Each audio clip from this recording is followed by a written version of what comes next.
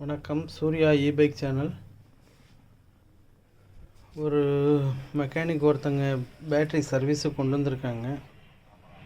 அதை நம்ம இனிமேல் தான் பார்க்கணும். கொண்டு வந்திருக்காங்க. அதில் ஒரு பிஎம்எஸ் கொடுத்துருக்காங்க. இந்த பிஎம்எஸ் தான் அதில் இருக்குது. தனியாக தான் கழட்டி கொண்டு வந்திருக்காங்க. பேட்டரியும் வேலை பார்த்ததுனால இப்போ அப்படியே ரெடி பண்ணி கொண்டு வந்திருக்காங்க. பேக் பண்ணி கொண்டு வந்திருக்காங்க. நம்மளை வேலை பார்க்க சொல்லி பார்க்கலான்னு வாங்கியிருக்கோம். ஆனால் கட்டுறது கைமண் அளவுங்கிற மாதிரி பிஎம்எஸோட டீட்டெயில் வந்து தெரிய மாட்டேங்குது. பிஎம்எஸில் ஏகப்பட்ட டீட்டெயில் இருக்குது. இதுக்கு இது மேட்ச் ஆகுமா அப்படிங்கிறது தெரியலை. கனெக்ஷனும் நிறையா இருக்குது. செட் ஆகலை.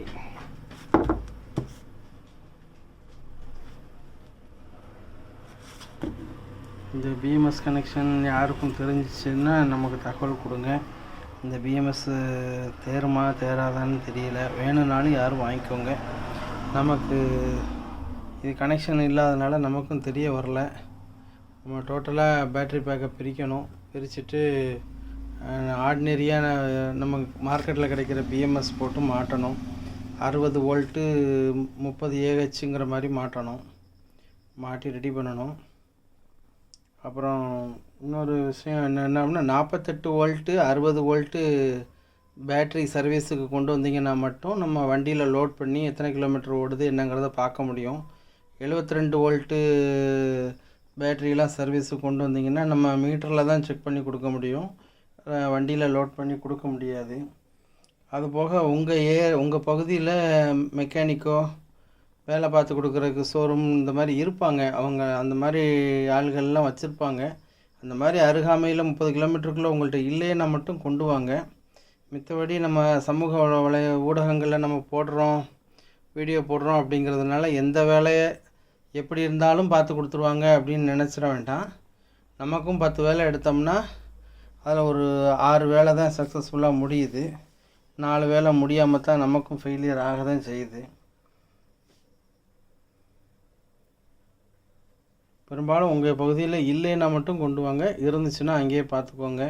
நம்ம பேட்ரி சர்வீஸுக்கு பெரும்பாலும் வேலை முடித்து கொடுக்கறதுக்கு 1500லேருந்து 3000 வரைக்கும் செலவாகுது தோராயமாக.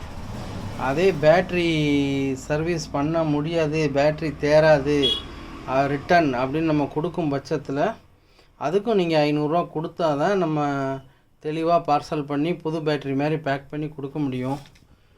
இந்த பேட்டரியெல்லாம் ஒரு இடத்துல சர்வீஸ் போயிட்டு வந்திருக்குன்னா அங்கெல்லாம் அவங்க காசு கொடுக்கல, செக்கிங் சார்ஜ் கொடுக்கல. வேலை முடியலைன்னொன்னே ஃப்ரீயாக தான் கொடுத்து அனுப்பியிருக்காங்க.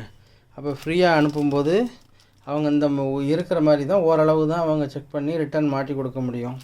இதை பலன்னு புதுசு மாதிரி மாட்டி கொடு அப்படின்னா ஓசியாவும் மாட்டி கொடுன்னா எப்படி மாட்டி கொடுக்க முடியும்? இந்த மாதிரி பேட்டரியெல்லாம் நீங்கள் ரிட்டன் ஆகாதுன்னு வேலை முடிஞ்சுன்னா நாங்களே பேக் பண்ணி கொடுத்துருவோம் கூலி வாங்குறதுனால. வேலை முடியலை அப்படின்னா இந்த மாதிரி டேப் அடிக்கணும், பேஸ்ட்டு போடணும். இதுவே எங்களுக்கு 300 வந்துடும். பிற வேலைப்பாடு இருக்குது. அதனால் பேட்ரி ரிட்டன் எடுக்கிறவங்க இந்த ஆகாது பேட்ரி வேலைக்கு கொண்டு வந்து ஆகாது ஒரு வேளை ரிட்டன் எடுக்க வேண்டியிருக்கு அப்படிங்கிற கஸ்டமர் வந்து தயவு செஞ்சு 500 பே பண்ணுங்கள். உங்களுக்கு புது பேட்ரி மாதிரி பல நல்லா பேக் பண்ணி பக்காவாக கொடுத்துருவோம். அப்படி இல்லாத பட்சத்தில் ஓரளவு தான் இந்த மாதிரி பேக் பண்ணி தான் கொடுக்க முடியும், ஃப்ரீயாக கொடுக்குறது. ஒரு சிலர் சொல்கிற மாதிரி நம்ம ரொம்ப பலன்னு புதுசு மாதிரி ஆக்கி கொடுக்க முடியாது. இன்னொரு விஷயம் என்னன்னு கேட்டிங்கன்னா, நம்ம பேட்ரி சர்வீஸ் பண்ணி போகும்போது பேட்டரியை டிஸ்சார்ஜ் பண்ணி தான் கொடுப்போம். நீங்கள் போய் அங்கே சார்ஜ் பண்ணிக்கிற அளவுக்கு தான் ஒரு 20% தான் நம்ம சார்ஜபிளில் கொடுப்போம். ஃபுல் சார்ஜில் கொடுக்க மாட்டோம். அதனால் நீங்கள் தைரியமாக பார்சலில் வெளியில் கொண்டு போகலாம். நீங்கள் அங்கே போய் ஃபுல் சார்ஜ் போட்டதுக்கு அப்புறம்தான் அது ரெடி ஆகும். அதனால் நாங்கள் லோ சார்ஜில் தான் கொடுப்போம். அதனால் ஃபயர் ஆகாது, எதுவும் ஆகாது, ஒன்றும் பயப்பட தேவையில்லை. பேட்ரி சர்வீஸ் எதுவும் தேவைன்னா அணுகவும் கான்டாக்ட் பண்ணுங்கள், செஞ்சு கொடுப்போம். நன்றி, வணக்கம்.